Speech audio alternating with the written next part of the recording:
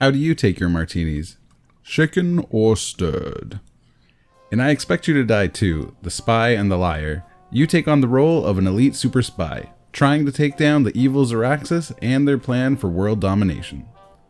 Taking place across 6 unique stages, you'll feel like the super spy you are, solving puzzles in classic escape room style, all from the comfort of your couch in VR. I Expect You to Die Too is a wonderful mix of frantic puzzle solving, spy movies, and escape rooms all in one neat VR package. I played on PS4, and using 2 Move controllers as your hands, you're able to interact with most objects in each room. You can pick things up, interact with them if they have any moving parts, and move them closer or further away from you using the power of telekinesis so you don't have to leave your sitting position. The simple fact you can play while sitting or standing in one place is absolutely amazing. No dealing with excessive motion blur or warping around stages, you simply stay in one place and look all around you for every clue and puzzle piece you can find. And trust me, there are a lot. Each stage is extremely different and has you performing various different tasks in your quest to take down Zoraxis. On top of the main mission, each stage has a hidden collectible for you to find, which can be pretty tricky. As well, there are certain scenarios the game would like you to complete. These are generally pretty wacky, silly things like reflecting a laser that's trying to cut you in half out a window to blow up a missile, or sticking a fork in an electrical socket. You're only given a small title of what each scenario is, so figuring out each one in each stage is a huge amount of fun. On top of all this, there's also a time challenge for each stage, which will have you frantically scrambling, trying to complete each level again faster than you think is even possible.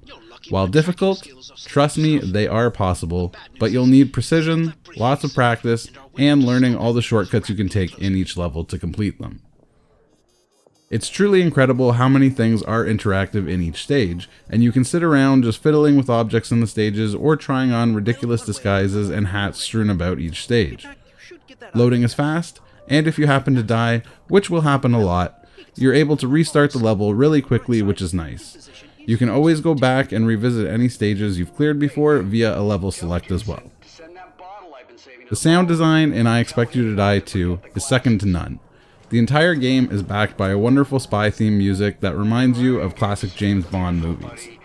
Each object you pick up and interact with in the world has their own unique sounds, and the voice acting in this game is better than most I've played in a long time. The majority of the game is narrated to you through various different characters.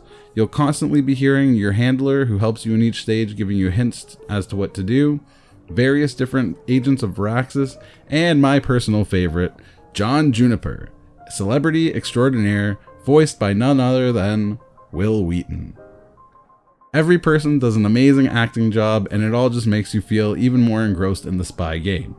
Wil Wheaton also does an amazing job, and it was just so much fun to hear Wesley, or Sheldon's nemesis, speaking in your ear the whole time. Camera. And action! I played I Expect You to Die Too, The Spy and the Liar on a PS4 Pro in PSVR. This is by far one of the most polished and best looking games I've seen on the PSVR. I'm sure not needing to move around has helped this immensely, but it's been a while that I've been so blown away with how good a VR game can look on the limited screens of the PSVR. I can only imagine how great it would look on a PC with a little more power. While not hyper realistic, everything looks great and was a ton of fun just picking up and moving around in your hands so that you can see it from all the different angles. I Expect You to Die Too does include a platinum trophy in its 20 total. While including your standard trophies for completing each level for the first time, to get the platinum you need to find all the souvenirs or scenarios in each level, as well as beat each level under the speedrun time. This will be the hardest part of getting the platinum. When you first look at the speedrun times, you'll think that they are impossible, and I thought so too. But with careful study, planning, and a little bit of luck each time, you can just squeak under the time.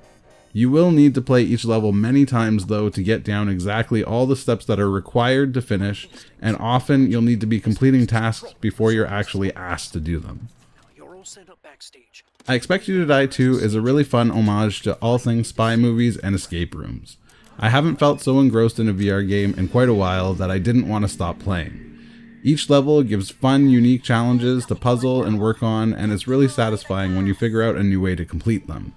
The graphics are fun, and the sound design is remarkable, except for some PSVR motion tracking issues with my hand sometimes, and that may be more the PlayStation problem than the game itself.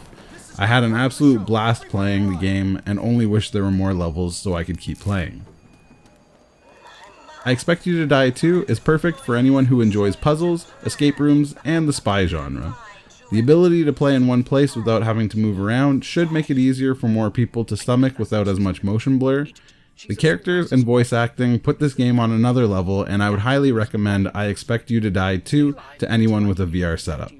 I'd rate it as a 9 out of 10. Thank you so much to Shell Games for providing me with a review copy on the PS4. I Expect You to Die 2 is available now on PSVR, Windows, and Oculus Quest. Thanks so much for watching, and as always, happy gaming. Well, I think that's the last of them.